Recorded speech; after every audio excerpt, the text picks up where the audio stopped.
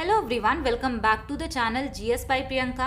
और आज की इस वीडियो में हम एक बहुत ही इम्पॉर्टेंट टॉपिक डिस्कस करेंगे और वो टॉपिक है ऑल इम्पॉर्टेंट एक्ट। जितने भी एक्ट आए थे जैसे कि चार्टर एक्ट या फिर रेगुलेटिंग एक्ट, तो ये सारे जो एक्ट होते हैं ना, इनके क्या फीचर रहे थे, इनसे क्वेश्चन एग्जाम में बहुत बार पूछा गया है। ये वीडियो बहुत ही क्रिस्प एंड कंसाइज होगी, टू द पॉइंट होगी। जितना यहाँ पे आपके एग्जाम के लिए नीडेड है उसको हम डिटेल में डिस्कस करेंगे और मैं कोशिश करूंगी कि इसका पीडीएफ मैं आपको हिंदी में भी अवेलेबल करा दूं, लेकिन अभी आप इसको ऐसे ही समझ लीजिए। यहाँ पे समझाने के लिए मैं आपको सारी चीज़ें डिटेल में बताऊंगी, लेकिन आपको कितनी चीज़ें याद रखनी है ये भी मैं आपको बताते चलूंगी, जिससे कि आप जो इम्पोर्टेंट पॉइंट है उसको ज़्यादा अच्छे से पढ़ें। चलिए फिर बिना किसी देरी के इस वीडियो को स्टार्ट करते हैं। और यहाँ पे हम सबसे पहले कवर करने वाले हैं रेगुलेटिंग एक्ट 1773 वाला। अब ये जो एक्ट है इसको इसी वजह से पास किया गया था क्योंकि ब्रिटिश ईस्ट इंडिया कंपनी के जो भी लोग थे वो बहुत ज़्यादा करप्शन में इन्वॉल्व हो गए थे, तो उन्हीं को रिमूव करने की वजह से इसको पास किया गया था। तो यहाँ पे लिखा हुआ है मैंने, it was passed by the British parliament. इसको ब्रिटिश पार्लियामेंट के द्वारा पास किया गया। अब इसका ऑब्जेक्टिव यानी इसका लक्ष्य क्या था, तो मैंने आपको बताया कि इसका लक्ष्य था कि जो भी करप्शन क्रू है एडमिनिस्ट्रेशन में, यानी जो लोग एडमिनिस्ट्रेशन में हैं और वो करप्शन में इन्वॉल्व है, उनको रिमूव करने के लिए इसका लक्ष्य था। इस एक्ट के द्वारा एक बहुत ही इम्पॉर्टेंट चेंज किया जाता है गवर्नर की पोस्ट में। अब ये जो गवर्नर की पोस्ट होती है, इस गवर्नर ऑफ बंगाल की पोस्ट का नाम ये रख देते हैं गवर्नर जनरल ऑफ बंगाल। ये सारी चीज़ें हमने शिफ्ट वाइज सोल्यूशन करते वक्त कई बार डिस्कस किया है। गवर्नर ऑफ बंगाल की पोस्ट को गवर्नर जनरल ऑफ बंगाल की पोस्ट इन्होंने बना दिया था, और ये इस वजह से इन्होंने बनाया था क्योंकि ये सुप्रीमेसी दिखा रहे थे बंगाल प्रेसिडेंसी की। और यहाँ पे आपको पता होगा कि Madras presidency and Bombay presidency और बंगाल प्रेसिडेंसी, ये तीन इम्पॉर्टेंट प्रेसिडेंसी हुआ करती थी। अब इसमें क्या किया गया, इस एक्ट के द्वारा जो बंगाल की प्रेसिडेंसी है इसको सुप्रीम पोजीशन दिया गया, और ये जो मद्रास एंड बॉम्बे वाली प्रेसिडेंसी है इसको बंगाल प्रेसिडेंसी के सबऑर्डिनेट कर दिया गया, यानी इसके अधीन बना दिया गया। ये चीज़ हायर एग्जाम्स में पूछी जाती है, लेकिन आपको ये याद रखना है कि गवर्नर ऑफ बंगाल की पोस्ट को गवर्नर जनरल ऑफ बंगाल यहाँ पे कर दिया गया था, और उसके बाद first governor general of Bengal बनाया गया था वॉरेन हेस्टिंग्स को। तो ये पॉइंट आपको याद रखना है। और यहाँ पे जो मैंने बताया कि जो मद्रास प्रेसिडेंसी थी एंड बॉम्बे प्रेसिडेंसी, इसको बंगाल प्रेसिडेंसी के अंतर्गत लाया गया। इसी एक्ट के द्वारा सुप्रीम कोर्ट को इस्टेब्लिश किया गया कलकत्ता में। अब एग्जाम में कई बार इसका ईयर डायरेक्ट पूछा हुआ है कि सुप्रीम कोर्ट की स्थापना कब हुई, तो 1774 में, क्योंकि ये एक्ट आया था 1773 में, तो इसके एक साल बाद ही सुप्रीम कोर्ट को इस्टेब्लिश किया गया था कलकत्ता में। और इसमें जो कंपोजिशन था, यानी कि यहाँ पे कौन से लोग थे, यहाँ पे एक चीफ जस्टिस थे एंड 3 अदर जजेस। अब ये जो चीफ जस्टिस थे इनका नाम भी एग्जाम में पूछा हुआ है। इनका नाम था एलिजा इम्पे, ये फर्स्ट चीफ जस्टिस थे। यहाँ पे लिखा हुआ है, it prohibited servants of east India company from engaging in any private trade और एक्सेप्टिंग ब्राइब, यानी कि इस एक्ट के द्वारा ईस्ट इंडिया कंपनी के जितने भी सर्वेंट्स थे, सर्वेंट मतलब ईस्ट इंडिया कंपनी के अंतर्गत जो भी यहाँ पे काम कर रहे थे, उनको ये बोला गया कि आप प्राइवेट ट्रेड में इन्वॉल्व नहीं होंगे या फिर किसी से रिश्वत नहीं लेंगे। इंडिया में कंट्रोल करने का ब्रिटिश गवर्नमेंट का ये पहला प्रयास था, और इसी वजह से इन्होंने ये रेगुलेटिंग एक्ट 1773 वाला पास किया था। पहले जो भी राइट्स थे, जो भी सारी चीज़ें थी, वो ईस्ट इंडिया कंपनी के पास थी और वो कंपनी के तौर पर इंडिया आई थी। लेकिन अब ब्रिटिश गवर्नमेंट यहाँ पे चाहता था कि मैं यहाँ पे रूल करूँ, तो ये बहुत सारे एक्ट पास करते रहते थे। तो ये इतने पॉइंट हैं रेगुलेटिंग एक्ट 1773 वाले। इसके बाद यहाँ पे लाया जाता है पिट्स इंडिया एक्ट 1784। अब ये वाला क्वेश्चन इस बार एग्जाम में पूछा गया है। यहाँ से आपको इतनी चीज़ें याद रखनी है जो मैंने लिखी हुई हैं बहुत ही क्रिस्प एंड कंसाइज वे में। पहला पॉइंट तो आपको ये याद रखना है कि इसका ईयर इंपॉर्टेंट है, क्योंकि सीएचएसएल के एग्जाम में मेंस में पूछा गया था इसको मैचिंग कराने का। इस बार नहीं पूछा गया था, जब पहली बार मेंस इंट्रोड्यूस हुआ था उस टाइम पे आई थिंक इसको पूछा गया था मैचिंग में। तो इसको आपको याद रखना है कि पिट्स इंडिया एक्ट 1784 में इंडिया में लाया गया था, और ये जो एक्ट था ये लाया गया था रेगुलेटिंग एक्ट की कमियों को दूर करने के लिए। जैसे कि अगर कोई भी एक्ट बनाया जाता है तो उसमें कुछ ना कुछ कमी तो रह जाती है, तो उसको दूर करने की वजह से इन्होंने पिट्स इंडिया एक्ट को पास किया था। और इसमें पहली बार बोला गया कि जो कंपनी की टेरिटरी है वो ब्रिटिश का पोजीशंस है। Company's territory is equal to British possessions, यानी कि ये इनके अधिकार क्षेत्र में है, ऐसा बोला गया था। और ये जो एक्ट है इसका नाम रखा गया था इंग्लैंड के प्राइम मिनिस्टर के नाम पे, और उनका नाम था विलियम पिट, तो इसी के नाम पे रखा गया था पिट्स इंडिया एक्ट। इस एक्ट के द्वारा जो ब्रिटिश गवर्नमेंट है उन्होंने कंपनी के जो अफेयर्स थे, यानी जो भी कंपनी यहाँ पे काम कर रही थी उसमें और भी ज्यादा अपना रोल ये बढ़ाने लगे, और इन्होंने इस्टेब्लिश किया बोर्ड ऑफ कंट्रोल जो कि मैनेज करता था पॉलिटिकल अफेयर्स। तो जो भी राजनीतिक चीजें होती थी यानी पॉलिटिकल अफेयर्स होते थे उसको इन्होंने मैनेज करने के लिए बोर्ड ऑफ कंट्रोल की इस्टेब्लिशमेंट की। पॉलिटिकल अफेयर्स और जो कॉमर्शियल फंक्शंस है इसको सेपरेट इन्होंने कर दिया। अब यहाँ पे आपको याद ये रखना है कि जो पॉलिटिकल अफेयर्स है इसको मैनेज करने के लिए इन्होंने बनाया था बोर्ड ऑफ कंट्रोल, लेकिन कॉमर्शियल फंक्शंस जो है इसको कंट्रोल करने के लिए इन्होंने बनाया था कोर्ट ऑफ डायरेक्टर्स। तो कई बार एग्जाम में ऐसा पूछा जाता है तो बहुत ज़्यादा कन्फ्यूज़न हो जाती है, तो इसको आपको याद रखना है कि ये मैनेज करता था कॉमर्शियल फंक्शन, और ये जो बोर्ड ऑफ कंट्रोल है ये मैनेज करने के लिए बनाया गया था पॉलिटिकल अफेयर्स। ये चीजें हैं पिट्स इंडिया एक्ट के बारे में। एक दो बार आप रिवाइज करेंगे आपको सारी चीजें याद हो जाएंगी, और जब आप प्रीवियस ईयर क्वेश्चन करेंगे तो ऑटोमेटिकली आपके दिमाग में वो चीजें सेट हो जाएंगी। नेक्स्ट यहाँ पे हम देखते हैं कि 1786 का एक एक्ट आता है जो कि इम्पॉर्टेंट नहीं है एग्जाम पर्सपेक्टिव से, लेकिन अगर हम चीजें डिस्कस कर रहे हैं, कॉन्सेप्ट क्लासेस है, तो सारी चीजें डिटेल में करेंगे। इस एक्ट में क्या होता है, कॉर्नवालिस को बनाया जाता है गवर्नर जनरल, और कमांडर इन चीफ दोनों चीजें इसी को बनाया जाता है। और ये शर्त रखता है कि मुझे बहुत ज्यादा पावर्स चाहिए, यानी कि गवर्नर जनरल्स की जो पावर है उसको और भी ज्यादा इंक्रीज करने की इसने बात की थी।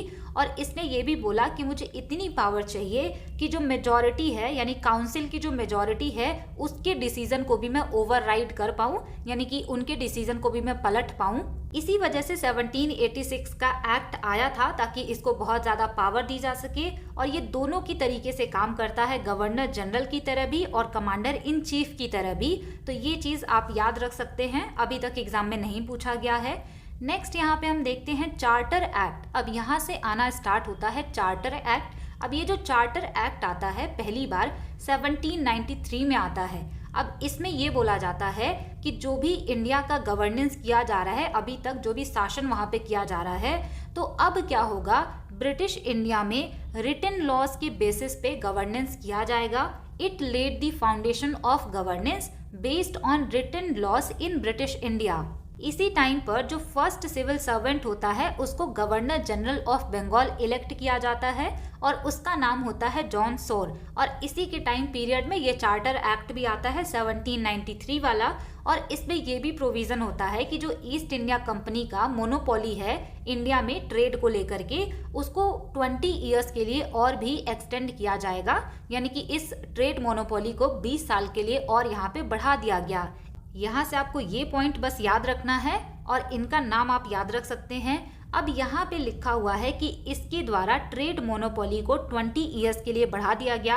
तो इसके बाद जो भी चार्टर एक्ट आएंगे ना, वो आप देखेंगे कि 20 ईयर्स के गैप पे आते हैं। तो इस तरीके से भी आप इसको याद रख सकते हैं। यहाँ पे आप देख रहे हैं कि चार्टर एक्ट 1793 वाला आया। अब इसके 20 ईयर्स बाद चार्टर एक्ट आता है 1813 वाला। अब यहाँ पे जो मैंने इस कलर से लिखा हुआ है ये बहुत ज़्यादा इम्पोर्टेंट है। चार्टर एक्ट 1813 के द्वारा जो ईस्ट इंडिया कंपनी की मोनोपोली होती है ट्रेड इन इंडिया को लेकर के, उसको यहाँ पे एंड कर दिया जाता है। लेकिन यहाँ पे एक्सेप्शन होता है trade in T and trade with China को लेकर के, यानी कि टी का जो ट्रेड है और चाइना के साथ जो ट्रेड है इसमें ईस्ट इंडिया कंपनी की ही मोनोपोली रहती है। इसके अलावा जो मोनोपोली होती है उसको खत्म कर दिया जाता है। तो यहाँ पे ये एक्सेप्शन है, बहुत बहुत ज़्यादा इम्पोर्टेंट है ये। इसी एक्ट के द्वारा 1 लाख रुपए अलग रखे जाते हैं इंडियन एजुकेशन सिस्टम के लिए। तो यहाँ पे हम देख सकते हैं कि मॉडर्न इंडियन एजुकेशन का थोड़ा सा फाउंडेशन यहाँ पे रखा जाता है। इस चार्टर एक्ट के 20 ईयर्स बाद यहाँ पे आता है एक और चार्टर एक्ट जो कि होता है चार्टर एक्ट ऑफ 1833। अब इसके द्वारा ये एक चेंजेस करते हैं कि जो गवर्नर जनरल ऑफ बंगाल की पोस्ट इन्होंने बनाई थी रेगुलेटिंग एक्ट 1773 के द्वारा, तो उनसे भी इनका थोड़ा मन नहीं भरता है। तो यहाँ पे ये क्या करते हैं कि गवर्नर जनरल ऑफ बंगाल की पोस्ट को ये गवर्नर जनरल ऑफ इंडिया की पोस्ट बना देते हैं। इसको आप ऐसे भी लिख के याद रख सकते हैं कि गवर्नर जनरल ऑफ बंगाल की पोस्ट ये क्या कर देते हैं, गवर्नर जनरल ऑफ इंडिया। तो ऐसे शॉर्ट फॉर्म में आप खुद के भी नोट्स बना सकते हैं। वैसे अगर आप खुद से नोट्स बनाएंगे तो वो ज़्यादा बेनिफिशियल होगा। यहाँ पे जो first governor general of India बनता है वो कौन होता है, तो विलियम बेंटिक। अब इनका नाम इम्पॉर्टेंट है, सती प्रथा को खत्म करने में इनका अहम योगदान रहता है। इस एक्ट के द्वारा जो ईस्ट इंडिया कंपनी का मोनोपोली होता है trade with China and trade in T को लेकर के, उसको भी यहाँ पे खत्म कर दिया जाता है। और इसके द्वारा बनाया जाता है Indian law commission. Indian law commission बनाया जाता है, लेकिन चेयरमैन कौन है यहाँ पे, मैकॉले। ये चेयरमैन बने बैठे हैं इंडियन लॉ कमीशन को बना करके। और इनका गोल ये होता है इंडियन लॉ कमीशन बनाने का कि ये इंडियन लॉज को कोडिफाई करेंगे, यानी आप समझ लीजिए कि ये चाहते थे कि उसमें चेंजेस करेंगे। अब इसके भी 20 ईयर्स बाद इसमें आप 20 ऐड करेंगे तो चार्टर एक्ट यहाँ पे आ जाएगा 1853 वाला। अब ये जो 1853 वाला है इसमें एक ही पॉइंट इंपॉर्टेंट है ज़्यादा, जिसको मैंने अलग कलर से लिखा हुआ है। इसमें क्या होता है, जो एग्जीक्यूटिव एंड लेजिस्लेटिव फंक्शन होते हैं उसको पहली बार यहाँ पे सेपरेट किया जाता है, यानी अलग अलग कर दिया जाता है। ये जो एग्जीक्यूटिव एंड लेजिस्लेटिव फंक्शन होते हैं इनको जब सेपरेट किया जाता है तो इसी को कहा जाता है इंडियन लेजिस्लेटिव काउंसिल। और यहाँ से ही इंडिया में हम देखते हैं कि पार्लियामेंट का फाउंडेशन यहाँ पे एक तरीके से पड़ जाता है। From here the foundation of parliament in India was laid. तो अगर आपसे कभी भी पूछे कि इंडिया में जो पार्लियामेंट का फाउंडेशन है वो हमें किस चार्टर एक्ट से देखने को मिलता है, तो वो मिलता है 1853 वाले से। इसी चार्टर एक्ट के द्वारा ओपन कंपटीशन सिस्टम को भी स्टार्ट किया जाता है ताकि लोगों का सिलेक्शन कर दिया जाए सिविल सर्वेंट्स के रूप में। इसको इंडियन सिटीजन्स के लिए भी ओपन कर दिया जाता है। आपको यहाँ से ये वाली चीज याद रखनी है और ये वाली।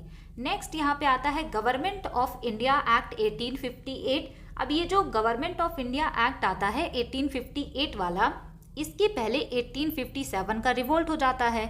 और ये जो रिवोल्ट होता है तो इसके द्वारा जो गवर्नमेंट होती है, ब्रिटिश गवर्नमेंट, उनको लगता है कि ये ईस्ट इंडिया कंपनी तो कुछ कर ही नहीं रही है, तो यहाँ पे हमें ही सारा कंट्रोल अपने हाथ में लेना होगा। तो ये क्या करते हैं, ईस्ट इंडिया कंपनी की सारी पावर को छीन करके वो पावर ये ट्रांसफर करते हैं ब्रिटिश क्राउन में। और इसको 5 या 10 स्टार मार्क कर लीजिएगा। ये क्वेश्चन CGL 2024 टीयर 1 में भी पूछा गया है और ना जाने कितनी बार प्रीवियस ईयर में ये क्वेश्चन रिपीट हुआ है। क्वेश्चन आपसे ऐसे पूछा जाएगा कि किस एक्ट के द्वारा जो ईस्ट इंडिया कंपनी है इनके पावर का ट्रांसफर हो जाता है ब्रिटिश क्राउन में, तो इसी एक्ट के द्वारा। और इसको ये लोग क्या नाम देते हैं, एक्ट ऑफ गुड गवर्नेंस, यानी कि ये गुड गवर्नेंस करने का एक्ट इसको कहते हैं 1858 वाले को। यहाँ पे मैंने ये वाला पॉइंट मेंशन किया है, the control of Indian administration was taken away from the company and given to the British crown. तो ये इंपॉर्टेंट है बहुत ज़्यादा। अब इसमें भी एक चेंज ये किया जाता है कि गवर्नर जनरल ऑफ इंडिया की पोस्ट अभी जो इन्होंने क्रिएट की थी इसके पहले, उसको कहते हैं कि अब ये वायसराय ऑफ इंडिया की पोस्ट होगी। और आप सभी को पता होगा अगर आप मॉक टेस्ट लगाते होंगे कि एग्जाम में पूछा जाता है कि फर्स्ट वायसराय इंडिया के कौन थे, तो कैनिंग ये जो वायसराय था और ये होता था ब्रिटिश क्राउन का रिप्रेजेंटेटिव जो कि इंडिया में होता था। यानी कि ब्रिटिश क्राउन वायसराय के थ्रू यहाँ पे सारी चीजें कंट्रोल करती थी और ये केवल उसके रिप्रेजेंटेटिव होते थे। और इसी एक्ट के द्वारा जो डुअल गवर्नमेंट यानी कि द्वैध शासन जो आया था पिट्स इंडिया एक्ट 1784 के द्वारा, उसको यहाँ पे एंड कर दिया जाता है। मैंने आपको जब पिट्स इंडिया एक्ट पढ़ाया था तो वहाँ पे आपको ये नहीं बताया कि डुअल गवर्नमेंट भी इस्टेब्लिश हुई थी, क्योंकि उसको मुझे यहाँ पे बताना था। अगर वहाँ पे मैं बताती तो और भी ज़्यादा कन्फ्यूज़न होती। आप यहाँ से याद रखिए कि डुअल गवर्नमेंट जो पिट्स इंडिया एक्ट 1784 के द्वारा इस्टेब्लिश किया गया था, उसको गवर्नमेंट ऑफ इंडिया एक्ट 1858 के द्वारा हटा दिया गया था, ख़त्म कर दिया गया था। और इसी एक्ट के द्वारा जो कोर्ट ऑफ डायरेक्टर्स थे जो कि कॉमर्शियल फंक्शंस को मैनेज करते थे, एंड बोर्ड ऑफ कंट्रोल था जो कि पॉलिटिकल अफेयर्स को मैनेज करता था, इसको भी यहाँ पे हटा दिया गया था। और इनकी जगह पे किसको लेकर के आया गया था, इनकी जगह पे ये लेकर के आते हैं secretary of state for India. इसी सेक्रेटरी ऑफ स्टेट को इंडिया का जो एडमिनिस्ट्रेशन होता है उसकी रिस्पॉन्सिबिलिटी दी जाती है।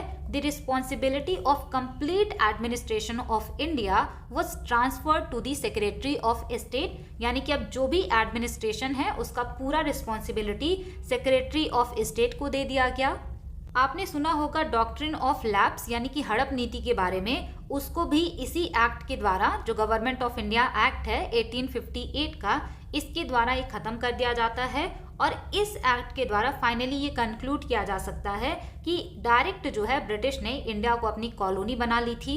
नेक्स्ट यहाँ पे आता है इंडियन काउंसिल एक्ट 1861।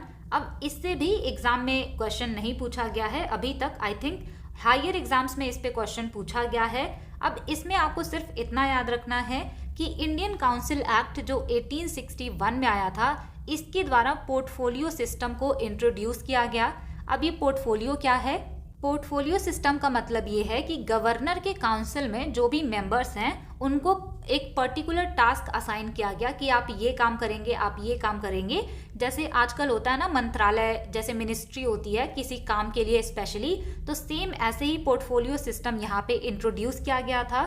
और इसी एक्ट के द्वारा जो वाइस राय हैं उनको ये पावर दी गई थी कि वो ऑर्डिनेंसेस यानी कि अध्यादेश ला सकते हैं जो कि 6 मंथ के लिए वैलिड होगा। और वो भी कब लाएंगे? ये जब इमरजेंसी होगी। इसमें यह भी बोला गया कि जो लेजिस्लेटिव काउंसिल का अप्रूवल है वो ज़रूरी नहीं है अगर ऑर्डिनेंसेस लाने हैं इमरजेंसी के टाइम पर। और इस टाइम पे जो वाइस राय था वो कैनिंग था, इसने अपनी काउंसिल में 3 इंडियंस को नॉमिनेट किया था। कौन कौन थे वो? राजा ऑफ बनारस, महाराजा ऑफ पटियाला और सर दिनकर राव। तो 3 लोगों को यहाँ पे उसने नॉमिनेट किया। इसके अलावा रेगुलेटिंग एक्ट में हमने देखा था कि जो बॉम्बे एंड मद्रास प्रेसिडेंसी थी उसको सबऑर्डिनेट बना दिया गया था बंगाल प्रेसिडेंसी के अंतर्गत, लेकिन इस एक्ट के द्वारा उनकी भी लेजिस्लेटिव पावर को रिटर्न कर दिया गया, वापस कर दिया गया। और बहुत सारी नई लेजिस्लेटिव काउंसिल भी बनाई गई जैसे कि Bengal, north western frontier province and Punjab. तो यहाँ से आपको सिर्फ और सिर्फ ये याद रखना है पोर्टफोलियो सिस्टम वाला, इसके अलावा बाकी चीज़ें समझने के लिए हैं। नेक्स्ट यहाँ पे आता है इंडियन काउंसिल एक्ट 1892। अब ये जो इंडियन काउंसिल एक्ट 1892 आता है इसमें भी क्वेश्चन ज़्यादा नहीं पूछे गए हैं। जहाँ से ज़्यादा क्वेश्चन पूछे गए हैं वो मैं आपको बताऊंगी। अब ये जो इंडियन काउंसिल एक्ट था इसके द्वारा क्या किया गया, जो नॉन ऑफिशियल मेंबर थे लेजिस्लेटिव काउंसिल में, चाहे वो सेंट्रल की हो चाहे प्रोविंशियल हो, उसमें इनको इंक्रीज किया गया, यानी कि नॉन ऑफिशियल मेंबर्स की संख्या को भी लेजिस्लेटिव काउंसिल में बढ़ा दिया गया। यहाँ पे ये पॉइंट इंपॉर्टेंट हो सकता है अगर एग्जाम में पूछा जाए तो, कि काउंसिल्स को एम्पावर किया गया कि वो बजट को यहाँ पे डिस्कस कर सकती हैं और जो भी क्वेश्चन है एग्जीक्यूटिव के वो यहाँ पे एड्रेस किया जा सकता है। लेकिन इसमें एक चीज़ ये भी कहा गया था कि सप्लीमेंट्री क्वेश्चन नहीं पूछे जा सकते। इसी एक्ट के द्वारा इनडायरेक्ट इलेक्शन को भी अलाउ किया गया था कि अगर कुछ मेंबर को सेलेक्ट करना है तो इनडायरेक्ट तरीके से आप इलेक्शन करा सकते हो। लेकिन इन्होंने इलेक्शन जो वर्ड है ना इसका यूज नहीं किया, उसके यूज से ये बच रहे थे, केवल इन्होंने अलाउ किया था कि आप इनडायरेक्ट इलेक्शन कर सकते हो।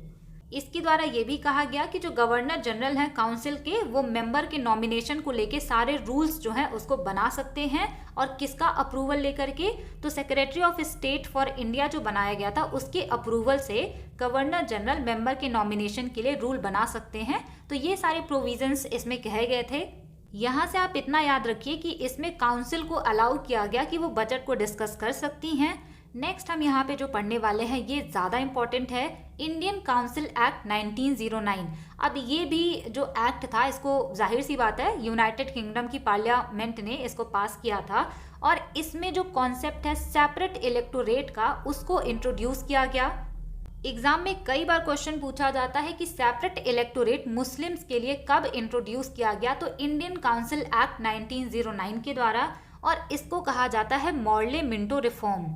इसको आप नहीं भूल सकते। मुस्लिम्स के लिए जो सेपरेट इलेक्टोरेट है वो इसी एक्ट के द्वारा लाया गया था। तो एग्जाम में इसका ईयर भी अलग से पूछा हुआ है, याद रखना है आपको।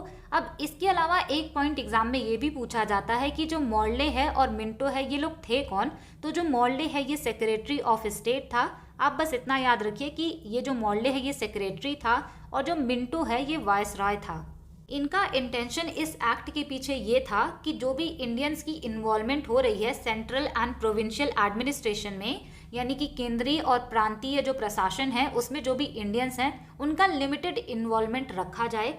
नेक्स्ट पॉइंट यहाँ पे ये लिखा हुआ है कि जो गोपाल कृष्ण गोखले थे वो कांग्रेस की तरफ से जो सेक्रेटरी था मॉर्ले उससे जाते हैं मिलने और डिमांड रखते हैं सेल्फ गवर्नमेंट इन इंडिया की।